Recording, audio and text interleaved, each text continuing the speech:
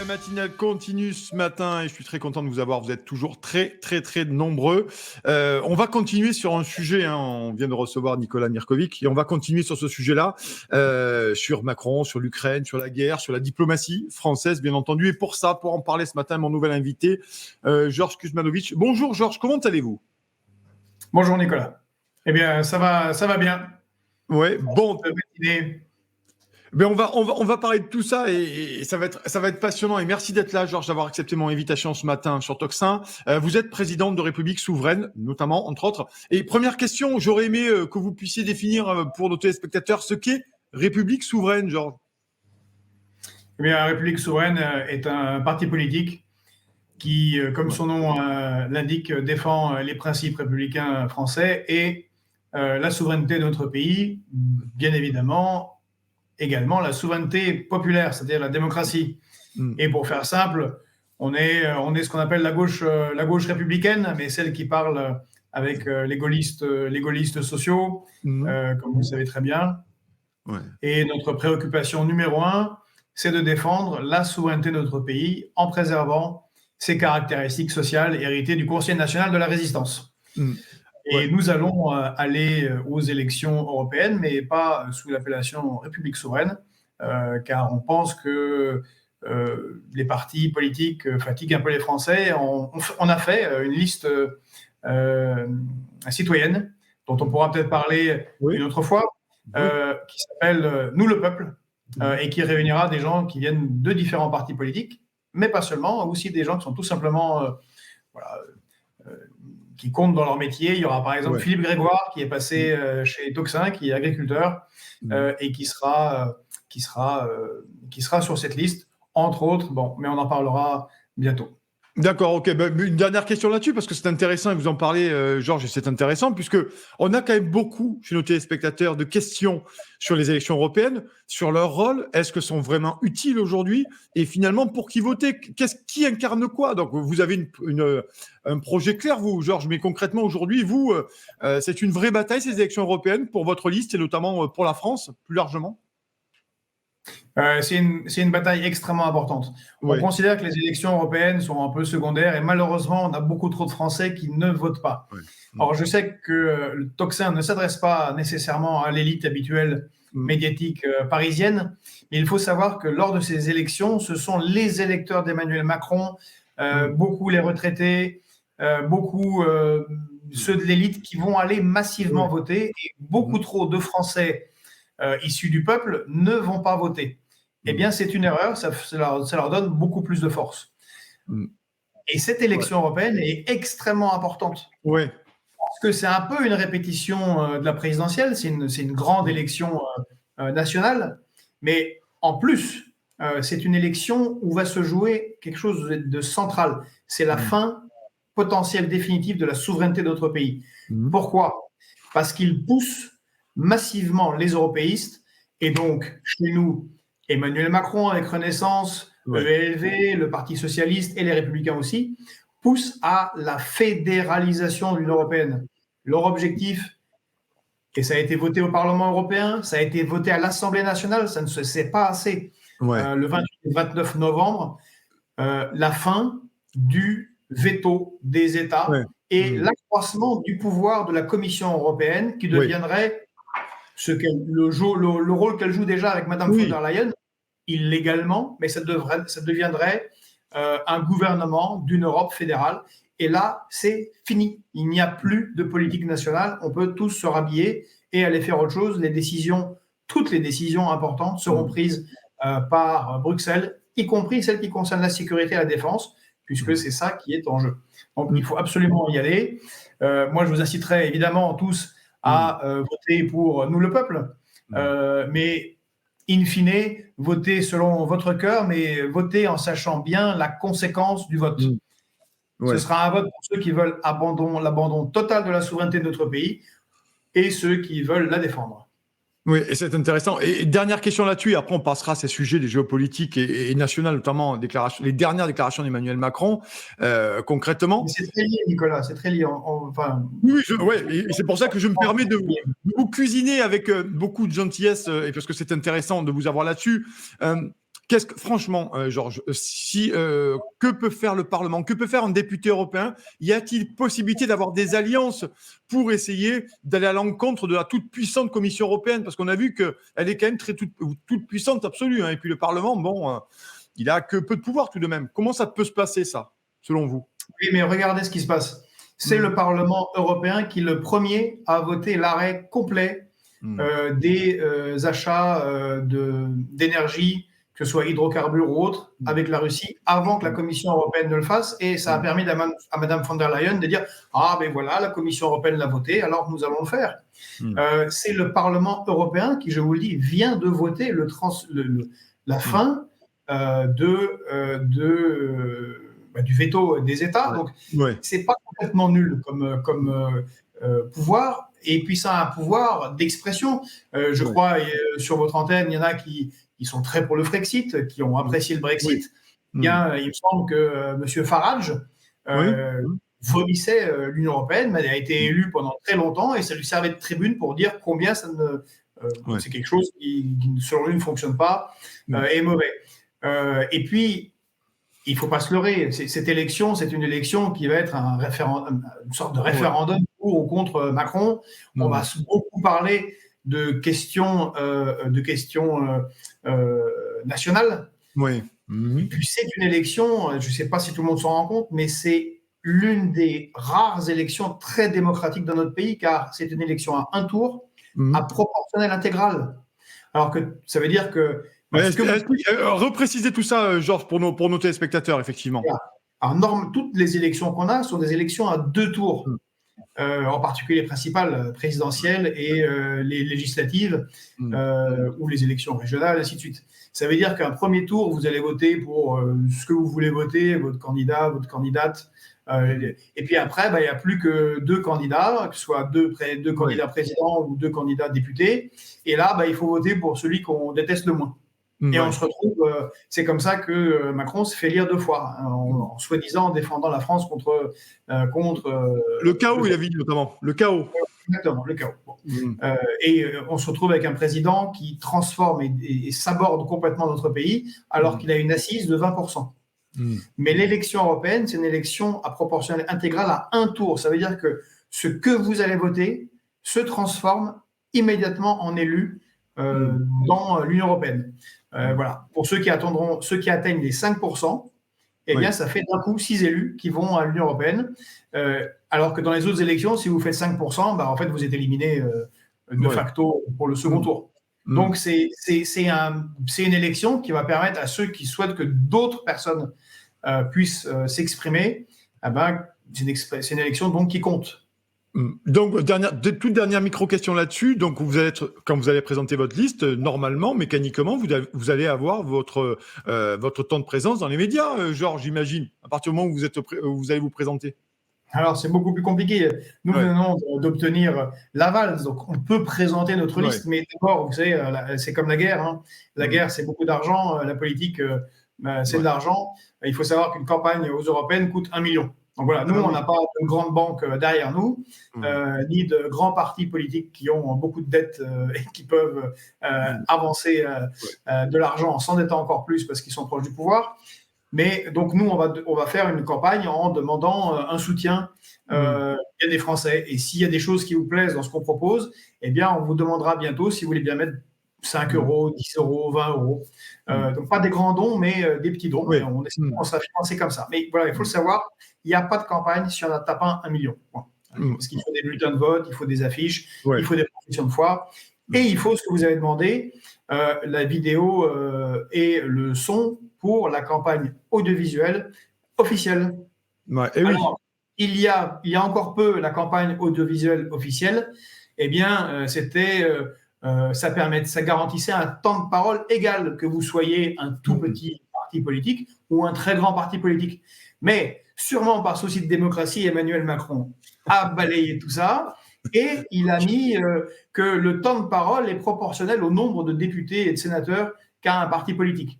Donc, vous voyez, on aura, nous, comme d'autres formations plus petites, de toute façon, nous, on ne sera pas en parti, encore une fois, on sera une liste citoyenne, mais on aura le temps de parole que nous aurons grâce aux députés et aux sénateurs que nous avons à l'Assemblée nationale et au Sénat. Or, comme on n'en a pas, ça sera tout petit, mais ça sera pareil pour tous les autres petits. Donc, il n'y aura que les gros partis politiques, et en particulier celui du président de la République. Les choses sont bien faites. Renaissance, qui très démocratiquement auront un temps de parole colossal, en plus de la communication du Premier ministre et du Président, qui ne sont pas comptabilisés puisqu'ils gouvernent. Alors, on sait très bien que M. Gabriel Attal est là pour faire campagne pour les candidats de Macron aux européennes. Alors voilà, comme ça vous avez tous les infos, chers auditeurs téléspectateurs. Libre à vous après d'aller voir ce que va proposer République Souveraine et savoir dans votre âme et conscience, bien sûr, de donner, de participer ou de moins voter ou de voter pour notre parti. Merci en tout cas, Georges Kuzmovic, d'être là ce matin, président de République Souveraine. On va parler maintenant du fond du sujet. C'est la déclaration, du moins Emmanuel Macron, hier matin, donc ce jeudi matin, a invité les représentants de partis et il a continué à dire que l'aide à l'Ukraine serait absolument limité. Voilà. Après ces déclarations d'envoyer des troupes, des hommes en Ukraine, Emmanuel Macron, c'est quoi la stratégie là? C'est le va-t-en-guerre, le belliqueux ou roule-t-il pour quelqu'un d'autre, Georges? Et il y aura un débat à l'Assemblée nationale le 12 mars, donc dans quelques jours. Dans 4 jours. Mais écoutez, Emmanuel Macron, je pense, fait ce qu'il fait en raison de la politique intérieure de notre pays et pour les élections européennes. Il a appris la tenue du va-t-en-guerre, du belliciste, à Paris et à Prague. Il a signé un accord de coopération avec Volodymyr Zelensky et maintenant il déclare qu'il faut qu'il y ait un sursaut stratégique. Il est même en train d'engager, au moins dans les discussions, la dissuasion nucléaire française et parle d'envoi de troupes de l'OTAN, donc de troupes françaises, au sol face aux Russes en Ukraine. Bon. D'abord, que ce soit clair, c'est totalement délirant. La France est un pays nucléaire, un des 3 ou 4 rares seuls pays au monde disposant de la frappe nucléaire totale, c'est-à-dire capable d'annihiler la Russie totalement. Et les Russes ont 6000 têtes nucléaires. Et pour avoir fait un petit peu d'école de guerre en tant qu'officier de réserve d'état-major, il y a quelque temps, c'est le b.a.-ba des cours sur la dissuasion nucléaire que visiblement le président de la République n'a pas eu. C'est qu'on ne s'engage pas en conflit direct face à une nation nucléaire, qu'on l'aime ou qu'on ne l'aime pas. Sinon, ça conduit potentiellement à un conflit nucléaire. En tout cas, il y a un risque accru de conflit nucléaire. Et on est déjà touche au-dessus de la mer Noire, car vous avez peut-être entendu le fait que les Ukrainiens avaient réussi quelques exploits en coulant des navires russes et en abattant des avions de type AWACS russes. Bon, mais ils ne l'ont pas fait en tirant les cartes, ils l'ont fait en recevant des informations très précises de l'OTAN et auxquelles nous on participe. Donc on est déjà à touche-touche, c'est pas très malin. Donc il accroît les tensions face à la Russie. Et surtout, Emmanuel Macron est dans une situation où les États-Unis sont en train de se retirer d'Ukraine.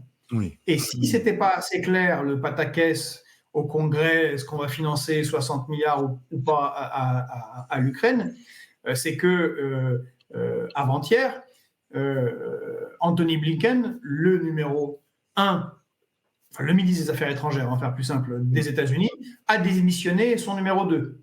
Enfin, il paraît qu'elle a démissionné elle-même. Il s'agit de Mme Victoria Nuland. Mme Victoria Nuland, c'est une des chefs de file des néoconservateurs américains depuis plus de 30 ans. C'est elle qui est c'est le fer de lance du soutien américain à l'Ukraine. Sa démission, avec le reste de ce qui se passe aux États-Unis par rapport à l'Ukraine, n'est pas un très très bon signe pour Kiev et pour Zelensky.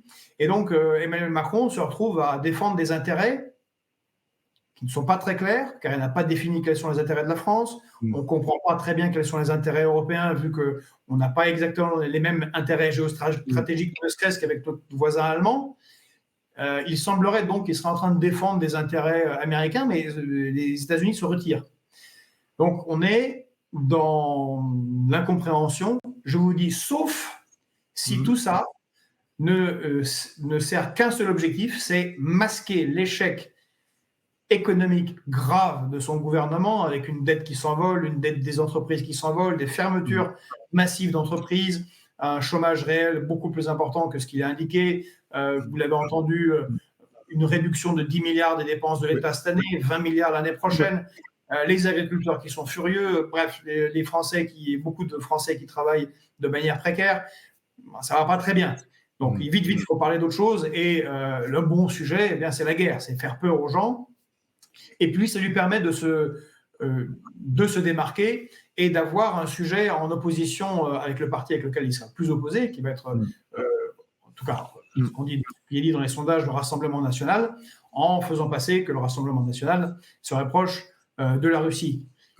En vérité, l'objectif derrière tout ça, des européistes français que représente Emmanuel Macron et des autres, c'est de se servir de ce conflit entre l'Ukraine et la Russie, de le surjouer pour pousser à la fédéralisation en disant « Mon Dieu, la Russie est au bord de risque d'envahir l'Europe. Si c'est Trump qui est élu, ça va être une catastrophe, on n'aura plus le soutien de l'OTAN. Vite, il faut qu'on s'unisse en une belle fédération pour qu'on soit fort et qu'on puisse résister. » Ça va être ça, l'argumentation qui va être répétée du matin au soir, des matinales aux émissions de LCI à minuit, tous les jours, jusqu'au 9 juin. Et après, vous allez voir, tout à coup, tout ça risque de disparaître. Oui, et c'est ça qui est intéressant. Finalement, vous aussi, vous partagez l'analyse de certains en disant que Macron fait ce que j'appelle la technique du fumigène, quoi, pour masquer effectivement l'effondrement de la France, qui c'est plus un effondrement, c'est un crash. Hein, c'est un véritable crash que nous vivons. Vous l'avez dit, 10 milliards. Bruno Le Maire nous l'avait dit il y a encore 2 semaines. Ils viennent d'annoncer 20 milliards de plus d'économies. D'ailleurs, je pense qu'il y a quand même pas mal d'enveloppes qui seraient capables d'être retirées pour pouvoir remettre un peu du gazole dans la machine. Mais donc, oui, il y a cette idée finalement qu'il est capable de prendre des risques, faire des déclarations martiales, juste pour finalement cacher, dissimuler son incompétence. Emmanuel Macron. C'est ça, mais il joue avec le feu, parce que il joue avec le feu. Ce qui a été rappelé par bien des stratèges, c'est que, encore une fois, je vous dis, c'est le b.a.-ba de la dissuasion nucléaire. On ne va pas au contact avec une armée avec un pays qui a la dissuasion, qui a la frappe nucléaire, comme la Russie. Emmanuel Macron, qui est, on l'a vu, quand même très, très, très mauvais en géopolitique et en question de défense depuis qu'il est élu. D'ailleurs, il a sabordé notre corps diplomatique. Oui, j'allais vous poser la question d'ailleurs. Je voulais qu'on parle de ça aussi. Parce que on a vu la tournée catastrophique dans les pays africains et les pays du Maghreb. Enfin, à chaque fois, on se moque de nous. D'ailleurs, j'invite ceux qui lisent l'anglais ou qui peuvent se servir d'un traducteur sur Internet d'aller lire ce que dit la presse américaine. Le New York Times, le Washington Post, que ce soit la presse conservatrice ou de gauche aux États-Unis. Emmanuel Macron est décrédibilisé. Il y en a même qui utilisent le terme « idiote ». C'est un idiot par rapport à ses propos bellicistes. Donc, on voit bien que ce n'est pas du tout une action concertée de l'OTAN. D'ailleurs, les États-Unis ont dit immédiatement « Oh là là, il est hors de question, évidemment, d'envoyer des GIs au contact des forces spéciales undercover, sous couvert. » Bon, évidemment, tout le monde le fait. Mais non, officiellement, non, bien évidemment. Bon, donc Emmanuel Macron utilise ça comme pour détourner l'attention, sauf qu'il joue avec le feu. Et il joue d'autant plus avec le feu que c'est avec la vie de nos enfants, parce que cela va avoir des conséquences très très graves, évidemment, si le conflit s'étend en Europe. Et pour ma part, je considère qu'un chef d'État qui n'a pas d'enfants ne peut pas engager l'avenir de la nation et l'avenir de nos enfants de cette manière-là aussi légère. Voilà, moi, j'ai 3 enfants, 3 filles. Je pense qu'on ne peut pas jouer avec ça s'il n'y en a pas soi-même des enfants. Voilà. Et donc, c'est absolument n'importe quoi, juste pour un petit gain électoral dans une élection européenne. Mais Georges, quand même, quand il balance ça, Macron, et puis il continue en plus, il ne parle pas des gens chez les gradés, chez les officiers, je ne sais pas, dans les hauts corps d'armée. Est-ce qu'il n'y a pas des gens qui peuvent lui dire à un moment donné, ça, il ne faudrait pas le faire? Ça serait bien là-dessus de fermer sa gueule. Je suis désolé, passez-moi l'expression. Il parle tout seul, en fait, il parle à personne, il décide tout seul. Et comment ça se passe à la tête de l'État dans ce genre de situation? Écoutez, je n'y suis pas, mais en observateur extérieur, on voit bien que souvent, c'est juste Emmanuel Macron qui décide. Vous vous souvenez quand, au début du conflit entre Israël et les Palestiniens de Gaza, il est allé en Israël, et il avait déclaré quelque chose qui est même Netanyahou, ça a surpris Netanyahou qui s'est demandé qu'est-ce qu'il raconte. Il avait proposé une coalition internationale pour lutter contre la Hamas, comme celle qui avait lutté contre Daesh. Bon, vous avez vu le rétropédalage immédiat. Le Quai d'Orsay n'était pas au courant, même l'Élysée n'était pas au courant. Ils ont dû expliquer que non, en fait. Bon, et la séquence, je viens d'en parler, la séquence de l'envoi des troupes, eh bien, on a d'abord eu 3 ou 4 jours de rattrapage. On pensera à Monsieur Lecornu, ministre de la Défense. Oui, le Cornu, c'est assez savoureux, le Cornu en commission. Son expression est fumeuse. Jongler en disant mais non, on ne va pas vraiment envoyer. C'est l'histoire des démineurs, tout ça. Mais en fait, on découvre que non, il ne les a pas prévenus. Mais en plus, il ne les a pas prévenus une deuxième fois, c'est qu'il continue. Donc, je pense qu'il y a une cellule communication qui fonctionne en parallèle de nos institutions. On sait le rôle des agences de communication et de conseil américaines auprès d'Emmanuel Macron. Je pense qu'il y a plus de gouvernement chez McKinsey que dans nos ministres qui sont informés une fois que le président est passé à la télévision. Évidemment, c'est un problème. On continue, il reste encore 5 minutes et merci Georges d'être là, Kuzmanovic, président de République Souveraine. Je voudrais qu'on parle aussi, bien entendu, il y a cet effondrement du corps diplomatique, en fait c'est Macron qui l'a détruit, j'ai quand même l'impression que c'est un peu lui qui l'a détruit, et puis maintenant Thierry Breton revient sur la table en nous parlant de l'Europe de la défense, en sautant comme un cabri, comme disait le général de Gaulle. L'Europe de la défense, ça y est, ils avancent encore plus, parce que c'est un vieux serpent de mer, l'Europe de la défense, hein. C'est pas depuis hier matin. Et Thierry Breton, il fait quoi là? Ça y est, on va prêter. D'ailleurs, ça me fait penser, je vous laisse répondre, ça me fait penser à un traité que j'avais beaucoup étudié, notamment le traité d'Aix-la-Chapelle, sur la mise à disposition de l'arme nucléaire dans ce traité, notamment dans l'article 46, je crois. Finalement, c'est ça qu'on a derrière, c'est qu'on va filer notre arme nucléaire. Comment ça se passe pour nous? Écoutez, alors d'abord, Emmanuel Macron, il n'est pas le seul dans la destruction de notre appareil de défense et de notre appareil diplomatique. Il est le continuateur zélé d'une politique qui a été menée depuis très longtemps. Mais effectivement, c'est lui qui a mis un terme à notre corps diplomatique, en tout cas à la manière dont il a été formé jusqu'à maintenant, ce qui est une tragédie. Et d'ailleurs, on a vu combien c'est catastrophique. Car Emmanuel Macron, c'est un acteur communicant qui a l'impression que juste par son verbe et par son style, il peut régler les problèmes. Donc, il s'est ridiculisé, par exemple, face au président de République démocratique du Congo, M. Tshisekedi. Vous vous souvenez, c'est cette séquence où il commence à discuter le bout de gras, totalement hors des manières dont on fait la diplomatie. Il s'est ridiculisé en allant en Algérie demander un peu d'aide gazière à l'Algérie. Résultat, on s'est moqué de lui pendant une semaine à la télé algérienne sans aucune réaction de la France. Bon, on se moque de notre président, c'est pas grave. Et pour bien signifier qu'il se moquait de lui, les Algériens demandent leur entrée dans les BRICS, donc la coalition Brésil, Russie, Inde, Chine, Afrique du Sud, et signent un accord militaire de 12 milliards avec la Russie. Vraiment, ils se sont moqués de la France en général, mais de Macron en particulier. Ouais.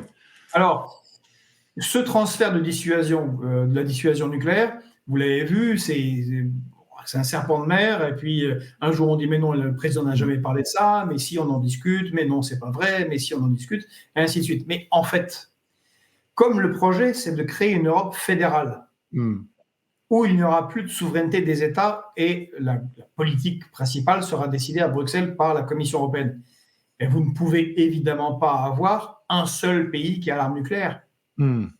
Les États-Unis est un pays fédéral. C'est un pays fédéral. Mais ce n'est pas la Californie ou le Tennessee qui ont les seuls la frappe nucléaire, c'est Washington, c'est l'armée américaine. Et bien que les États aient des petits et des assemblées locales et des pouvoirs, mais vous voyez que ce sera la même chose ici. Si on fait une Europe fédérale, bien évidemment qu'il faut transférer la frappe nucléaire à Bruxelles. Or, comme vous l'avez dit, depuis le début, Emmanuel Macron, c'est ce qu'il fait. C'était cet oxymore, la souveraineté européenne. Construire la souveraineté européenne, ok, très très bien, bravo. C'était son premier discours. Discours de la Sorbonne, septembre 2017, tout à fait. Août 2017, première occurrence, c'est devant les ambassadeurs. Oui. Et après, septembre et puis après une troisième fois à Athènes, devant les Grecs. Et puis il a répété de nombreuses fois, la souveraineté européenne, ça revient tout le temps dans son discours. Vous l'avez très bien dit, c'est le traité d'Aix-la-Chapelle. Et puis, pour ceux qui suivent, on suit moins ça en France, mais c'est ce que fait la France, c'est ce que font la France et l'Allemagne au Conseil de sécurité permanent à l'ONU. C'est un travail déjà en commun. C'est un siège de facto partagé. Donc oui, Emmanuel Macron est en train de transférer tout ça à l'Union européenne. Et là, pour répondre à votre question par rapport à la défense européenne, elle n'existe pas. Je fais partie de ceux qui ont lu très en détail tous les traités européens, qui ont répondu à un nombre incalculable de questions à poser à des députés pour lesquels j'avais travaillé à l'Union européenne sur des questions de défense. Il n'y a pas un seul texte de l'Union européenne qui traite de défense qui ne soit pas sous l'OTAN. Ça n'existe pas. Il n'y en a juste pas. D'ailleurs, de toute façon, c'est l'article 42 qui le dit clairement, la défense européenne est sous couvert de l'OTAN, donc inféodée celle des États-Unis. Point barre. Il n'y a pas autre chose. Et en dehors de ça, pour qu'il y ait une défense européenne, donc des moyens, il faut en commun, mais il faut qu'il y ait une stratégie commune. Il faut qu'il y ait des intérêts géopolitiques communs. Or, pour le moment, ça n'est pas le cas. Les intérêts des Portugais ne sont pas ceux des Polonais, les intérêts des Irlandais ne sont pas ceux des Grecs, les intérêts des Français ne sont pas ceux des Allemands, et ainsi de suite. Donc tout ça est une immense farce. Enfin non, c'est pas une farce. C'est sous couvert de mon Dieu, on est en guerre, il faut absolument qu'on se mette tous ensemble. C'est finaliser le transfert de souveraineté des États, donc de la France, pour nous concernant, à la Commission européenne, et transférer beaucoup du pouvoir du peuple vers l'oligarchie. En fait, c'est une machine à maximiser le pouvoir de l'oligarchie. Mais si on en revenait à la réalité, la France, encore une fois, on ne s'en rend pas compte parce que certains ont oublié la guerre froide, nous sommes une des rares nations à avoir une dissuasion nucléaire totale. Aujourd'hui, nous pouvons totalement raser de la carte et la Russie et la Chine, si jamais il y avait besoin. Et on ne tire pas, parce que c'est ça la dissuasion nucléaire. On ne peut pas être attaqué. Et ils le savent parfaitement. Et nous-mêmes, nous ne pouvons pas attaquer, puisque nous serions évidemment éradiqués par l'ennemi qui dispose de ce type d'armes nucléaires que nous avons. Donc, ça n'a aucun sens.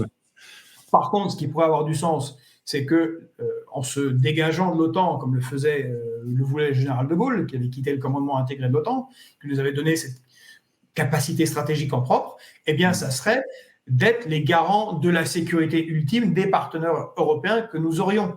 Mais en décision uniquement française, bien évidemment, parce que la dissuasion nucléaire ne se partage pas. C'est comme la souveraineté, en tout cas, ça va être l'enjeu notamment de ces élections européennes. Et bien sûr, Georges, vous présentez, vous allez présenter une liste Nous le peuple. Merci beaucoup, Georges Kuzmanovic, d'être venu ce matin dans nos locaux. Bien entendu, voilà, vous avez entendu. Et si vous avez une autre proposition à la question de ceux qui me demandent comment on fait ou qui nous demandent comment on se comporte pour les élections européennes, pour qui voter, chacun fera ce qu'il voudra. Nous, on vous propose des listes, des candidats, des opportunités et des choix aussi. Multipliez les choix. Merci, Georges. Passez une excellente journée. Merci beaucoup d'être passé par là.